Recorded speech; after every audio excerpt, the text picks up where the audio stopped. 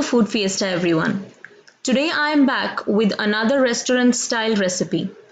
It's paneer lababdar.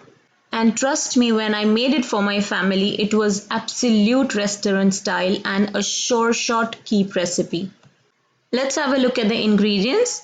I have taken here 15 to 16 pieces of cubed paneer, 1 chopped onion with 2 green chilies, half chopped tomato, 2 tablespoons fresh cream. Along with that, I'm going to take salted butter and ketchup 1 tablespoon. I have soaked few cashews and few remains of the paneer pieces in water for 10 minutes. I'm going to make paste of it. I have also grated around 1 to 2 tablespoons of paneer. In the dry masala, I have taken crushed coriander, kasuri methi, haldi powder, Kashmiri red chili powder, salt, normal red chili powder and chole masala and pav bhaji masala, 1 tablespoon each.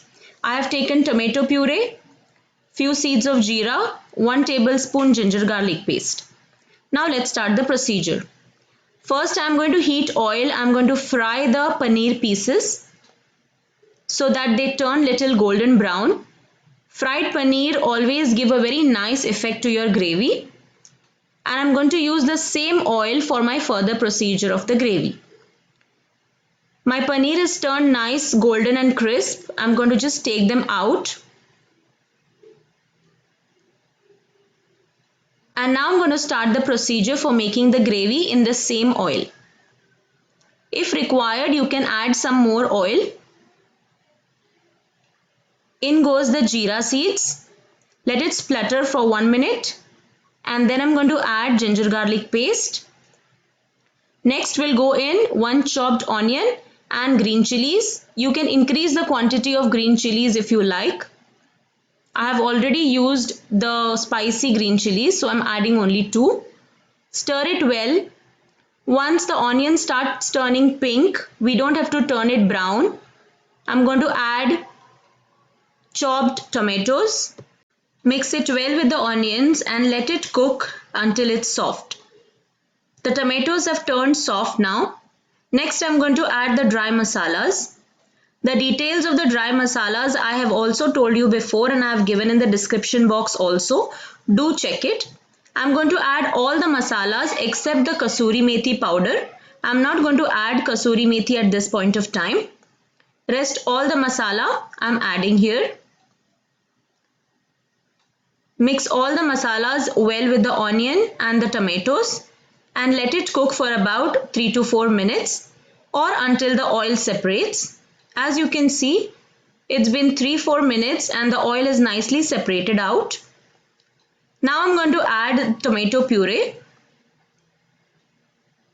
and just mix it well and let it cook for around 2 to 3 minutes again. Now I'm going to add the cashew and paneer paste. This paste is going to give a nice texture and again a restaurant style texture for our paneer lababdar. It's been cooking for around 3 minutes. Now I'm going to add the crushed paneer inside the gravy and mix it well. Along with the paneer, I'm going to add 2 tablespoons fresh cream. If you don't have fresh cream available at home, you can also add 2 tablespoons of curd. The gravy has been cooking now. Now I have just added some more water mixed with the leftover masalas. It's nicely cooking. I'm adding here 1 tablespoon butter. It's salted butter. Along with that, 1 tablespoon tomato ketchup. Butter and tomato ketchup is going to give a nice shine for our gravy. Look how nice it's looking now. Next we'll go in the fried paneer pieces. And along with the paneer pieces, I'm going to add in diced onions, chopped coriander leaves and in juliennes I have cut ginger. Mix everything together in the gravy. At this point of time, you can add little water in order to adjust it. Last but not the least, we'll go in the flavorful kasuri methi and just turn off your gas and your dish is ready. Absolute restaurant style paneer lababdar. Please do try it. It's a sure shot keeper recipe and absolutely delicious. It goes really well with simple roti, naan, or even parathas.